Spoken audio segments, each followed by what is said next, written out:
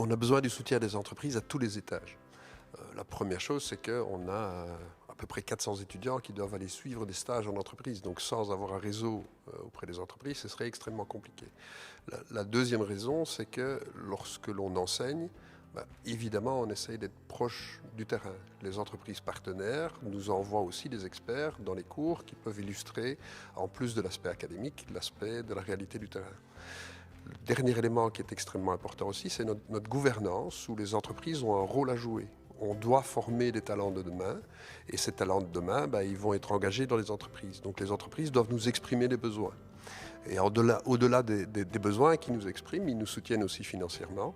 Et on peut les remercier toutes pour cet effort qu'elles font, parce que l'investissement dans l'enseignement de demain, c'est aussi un investissement dans les technologies, dans des cas pratiques, dans des réseaux complexes au niveau national, régional, mais aussi international.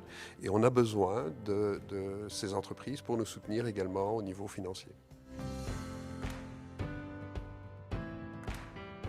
On pense que le partenariat peut être gagnant-gagnant, notamment pour les étudiants qui vont pouvoir combiner justement leur apprentissage avec une mise en pratique industrielle, comprendre ce qu'est l'industrie, quelles sont les attentes du marché.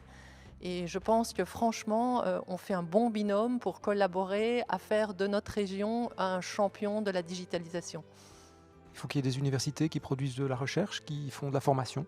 Il faut qu'il y ait des entreprises, en particulier des grandes entreprises qui ont la capacité de faire de l'innovation. Il faut du capital risque, il faut financer. Il faut des entrepreneurs, des start-upers. Clairement ici, avec cette association avec HEC et avec John Cockerill, on a mis ensemble l'acteur de recherche, l'acteur industriel et l'acteur de financement. Et donc je pense que c'est cet élément, ça a été évoqué, qui est important pour arriver à ce qu'on souhaite faire, c'est-à-dire que ce secteur aujourd'hui, où la région avait peut-être un peu de retard au début, puisse en région wallonne, en particulier pour ce qui nous concerne, se développer.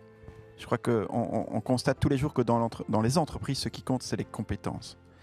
Et on trouve, je pense, dans une école comme HEC, pas mal de compétences extrêmement importantes pour l'entreprise. Bien sûr, les éléments de base du management, mais aussi cet encouragement à l'entrepreneuriat, à la créativité, à l'innovation, qui est très très importante. Et enfin, la capacité de travailler sur des projets, de travailler en équipe, qui sont des choses qui sont extrêmement importantes dans l'entreprise.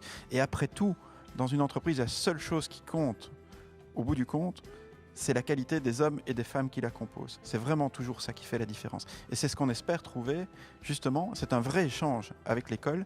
Nous, on va chercher des compétences et on les aide par ailleurs, quand c'est possible, ou on travaille ensemble sur des projets communs.